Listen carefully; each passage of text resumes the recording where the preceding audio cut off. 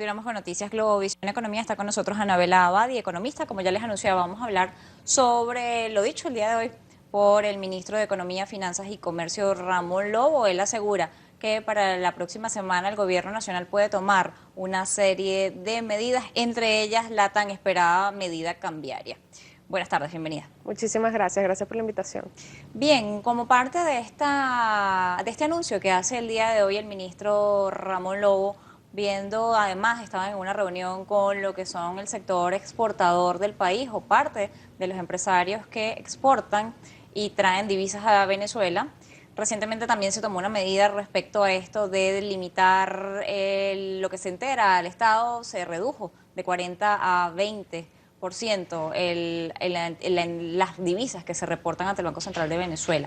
Cuando estamos hablando y viendo las declaraciones de Ramón Lobo, ustedes desde el área del sector de los economistas han señalado durante bastante tiempo la necesidad de ir hacia una modificación del esquema cambiario. Lamentablemente en los últimos años solamente hemos visto ajustes tímidos en la tasa cambiaria y finalmente quizá el más agresivo que fue el año pasado cuando se estableció el DICOM, que era la divisa complementaria, que bueno, sigue siendo o se sigue llamando SIMADI en este momento, que está y cotiza por el orden de los 600 bolívares, 650, 680, pero no supera esta barrera. Y la otra, que es la divisa protegida de 10 bolívares, que también ha sido sometida a bastantes denuncias porque no terminan de completarse o cubrir las necesidades. Desde la experiencia que ustedes tienen y el análisis que han hecho, estas dos tasas que hoy son oficiales y sumada ahora a la tasa que además se está formando a través de las casas de cambio de la frontera, ¿qué efectos está teniendo en la economía y hacia dónde debería o podría dirigirse la política cambiaria con tres nuevos actores dentro del gabinete de gobierno? Porque además también debemos recordar que entró Ricardo Sanguino como presidente del Banco Central de Venezuela. Bueno, primero es importante entender que el problema de nuestro control cambiario no es nada más las tasas. Hay una clara distorsión de las tasas, como mencionabas, tenemos un tipo de cambio preferencial muy alejado de una realidad de un mercado paralelo. Incluso la tasa DICOM, que es la más alta, tampoco se acerca mucho a este mercado paralelo. Se crea una tercera tasa en las fronteras, incluso un día después de que se abren las operaciones en las nuevas casas de cambio en la frontera, el propio ministro Ramón Lobo alega que se había estabilizado el tipo de cambio en la frontera, cosa que no parece ser cierto y muchísimo menos generalizado en todo el país. El otro problema que tenemos es que la asignación es ineficiente.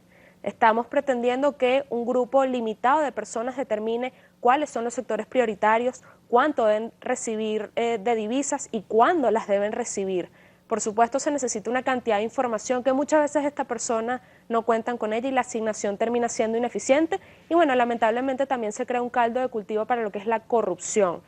Incluso voceros oficiales han hablado de que hay una fuga masiva de divisas del país y que incluso han participado empresas públicas, eso lo dijo el propio Ricardo Sanguino, y que se perdieron algunas divisas vía sistemas como SIDME, SICAD, etc. Y un tercer problema es la propia escasez de divisas. Cuando tenemos un tipo de cambio preferencial protegido tan bajo, necesitamos una gran cantidad de divisas para poderlo mantener. Lamentablemente el barril petrolero no se ha recuperado como el gobierno central esperaba y por supuesto seguir manteniendo un esquema protegido está golpeando fuertemente al propio gobierno central. El presidente Maduro alega que el año pasado las empresas privadas aportaron 11.000 millones de dólares para la importación de insumos y bienes. Eso es una cifra bastante importante cuando el gobierno alega que ellos aportaron 6.800 millones, es decir, bastante menos que el propio sector privado. Si las exportaciones no petroleras efectivamente cayeron, nos preocupa desde dónde se van a sacar las nuevas divisas del sector privado para este año que arranca. Esas divisas que se necesitan para impulsar la economía nacional también se necesitan para las exportaciones. Si los productores locales no están produciendo para cubrir mercado local, es muy difícil pretender que puedan exportar y traducirlo en divisas. Entonces pareciera que el juego está trancado y que es necesario que se hagan no solo ajustes cambiarios, no solo cambios de nombre o no solo microdevaluaciones, sino reformas considerables.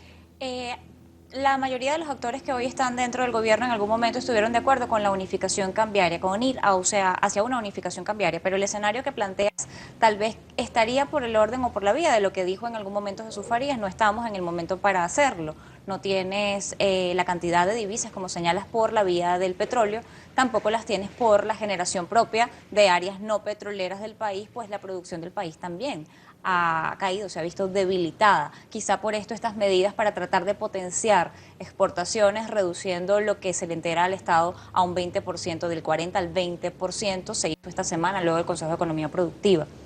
El productor se quedaría con el 80% de las divisas y con eso tratar de reflotar y de seguir produciendo en el país. Pero por la otra vía están los temores y las diferencias que existen en cómo manejarte con divisas propias dentro del país bajo un control de cambio. Esto también está generando algún tipo de expectativa negativa dentro del sector o está limitando a los productores para usar sus propias divisas. Bueno, según las encuestas industriales de Conindustrias, la falta de divisas es una de las principales trabas para producir en Venezuela. Efectivamente, si tenemos un control cambiario y además cumplimos las leyes y nos apegamos a la ley de precios justos y a muchas otras normas que lamentablemente también limitan la producción local, pues se hace muy difícil producir en la medida que el gobierno central no asigne más cantidad de divisas oficiales a tasa preferencial a sectores prioritarios. Me refiero, por ejemplo, a alimentos, me refiero, por ejemplo, a medicinas, sectores con los que se tienen unas deudas considerables. El gobierno central ha decidido, por ejemplo, centralizar la importación de insumos para sectores prioritarios, pero la nueva pregunta es, o no, nueva pregunta no, la pregunta que se mantiene en realidad es de dónde van a salir esas divisas para poder traer los recursos.